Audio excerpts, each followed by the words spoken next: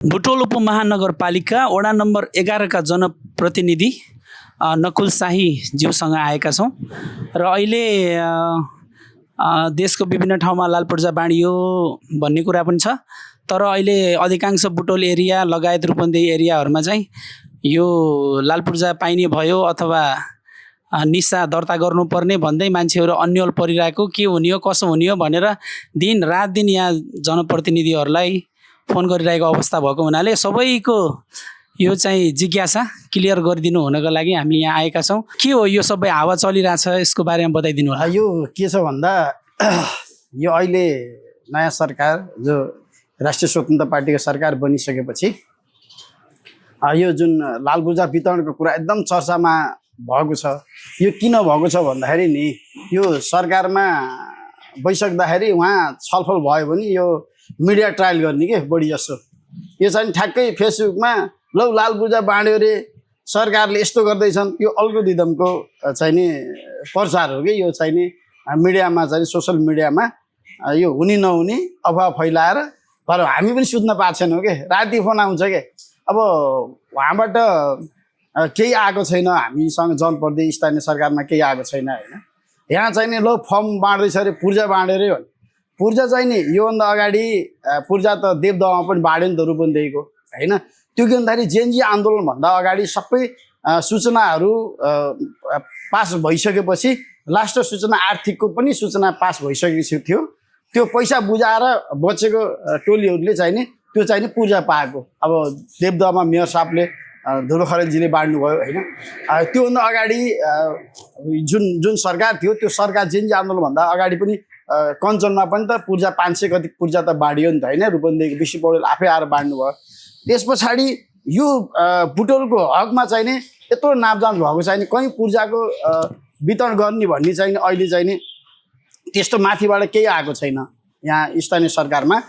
यो बुटोल 11 को हकमा चाहिँ नि 500 समथिङ 500 भन्दा माथि चाहिँ पूर्जा बाँड्ने भनेर सूचना 2 चोटिसम्म फालिसक्यो र बाँकी चाहिँ नि आर्थिकको सूचना मात्रै फाल्न बाँकी थियो आयोगले।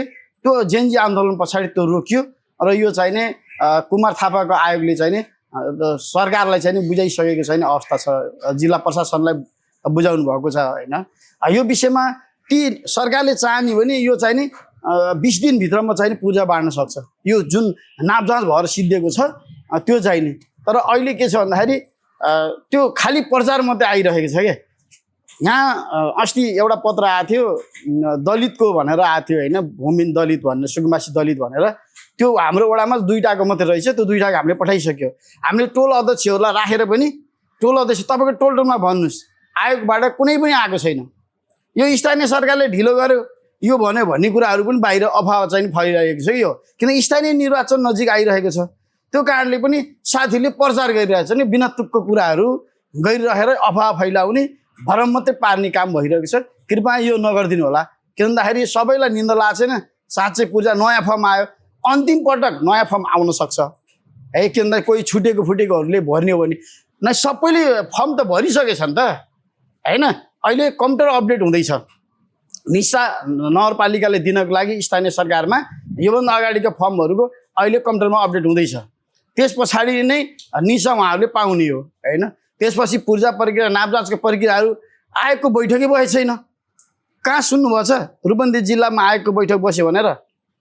अनि कसरी हुन्छ पूर्जा? त्यो हच्चाभरमा चाहिँ नि ल सरकारले यहाँ पूर्जा बाँड्यो भन्यो। किन भन्दाखेरि जुन सुकुम्बासीहरूलाई भत्काइयो, अवस्थित बसोबासहरू जुन भत्किए काठमाडौँमा र अन्य सुकुम्बासीको पनि त्यो मन जित्नको लागि चाहिँ नि यस्ता भ्रमित कुराहरू चाहिँ नि बढी आइरहेको छ। यो कृपया यो प्रचार चाहिँ नगरिदिन आग्रह गर्न चाहन्छु। स्थानीय सरकारमा आइसकेपछि नगरपालिका आउँछ, नगरपालिकाले वार्डमा पठाउँछ, हामी सबै टोलहरूलाई राखेर ल अब यो छ है भने भन्छौँ। छिटो चाहिँ नापजाँच गर्ने प्रक्रियामा स्थानीय सरकारले कुरेर बसेको छैन अवस्था छ। किन पारीपट्टि अझै नापजाँच भएको छैन, धेरै ठाउँमा बाँकी छ। हाम्रो बुटोल 11 को हकमा त 62,100 भन्दा बढी घरधुरी छ होइन। त्यो हकमा यो सबै नापेर पठाइसकेपछि यताको हकमा पारीको केही बाँकी चाहिँ छ, 2-4 टोल चाहिँ बाँकी छ। योमा चाहिँ भ्रम नपर्नको लागि म आग्रह गर्न चाहन्छु। नापी त पाल्पा अन्त कहाँ कहाँ भयो भने चाहिँ त्यो के भन्दाखेरि पुरानो जुन दलबहादुर चाहिँ नि त्यहाँ मन्त्री हुनुभयो, भूमि सुधार मन्त्री हुनुभयो, त्यतिखेर त्यो टिमै राखेको छ कि त्यो वन जङ्गलहरू सब नाप जाँच गरेर जस्तो रामपुरमा पनि नाप जाँच भएर त्यो पूर्जा प्रक्रियाहरू अगाडि बढिरहेका छन् त्यता पनि होइन। यो पाल्पाको हकमा चाहिँ नि धेरै भएको छ त्यो जङ्गल क्षेत्र एरियामा, कहीँ कतै त्यहाँदेखि त्यस्तो छ नभए पनि यो लाल पूजा फल्ला ठाउँ बाँड्यो अरे भनेको त्यो पहिला नि बाँड्थ्यो नि त होइन। त्यो आग्ला जग्गाहरूलाई त अझै पनि आयोगले बाँड्न पर्दैन, त्यो त मालपोतले नै बाँड्छ कि त्यस्तो लाल पूजाहरू। यहाँ चाहिँ बेकारमा चाहिँ त्यो आयोगले लाल पूजा बाँड्यो भनेर त्यसै अफवा चाहिँ फैलाइएछ। यो भ्रममा चाहिँ नपर्न आग्रह गर्न चाहन्छु। हुन्छ दाइ, समयको लागि धन्यवाद छ।